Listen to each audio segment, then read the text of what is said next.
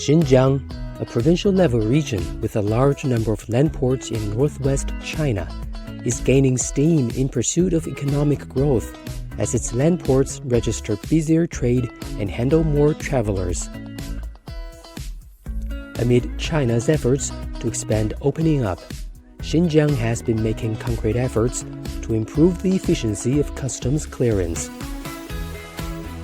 In mid-August this year, Horgos became the first road port in Xinjiang to trial 24/7 passage for traded goods. 今年以来，我们公司出口业务量不断加大，商品品类也越来越多。现在我们每天出口日用百货和果蔬农产品1000多吨，大概70辆车左右，主要出口到哈萨克斯坦、乌兹别克斯坦等共建“一带一路”国家。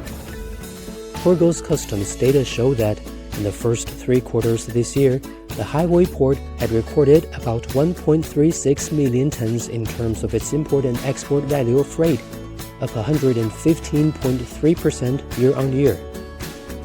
Other major ports in Xinjiang have also witnessed a surge in trade.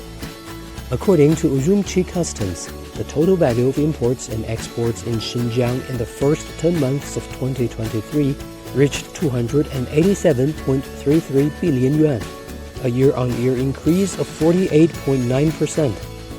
目前，巴克图口岸快速产业通道正在加快推进。巴克图出入境边防检查站推出绿色通道、预检预报、快速查验等高效服务举措，不断提升服务塔城地区开放实验区经济发展能力水平。Xinjiang took a historic leap recently with the inauguration of a pilot free trade zone, China's 22nd pilot free trade zone and the first ever in China's northwestern border regions. Covering around 180 square kilometers, the pilot free trade zone comprises areas in Kashgar Prefecture, Urumqi and Horgos, and is expected to contribute to Xinjiang's integration into both domestic and international markets.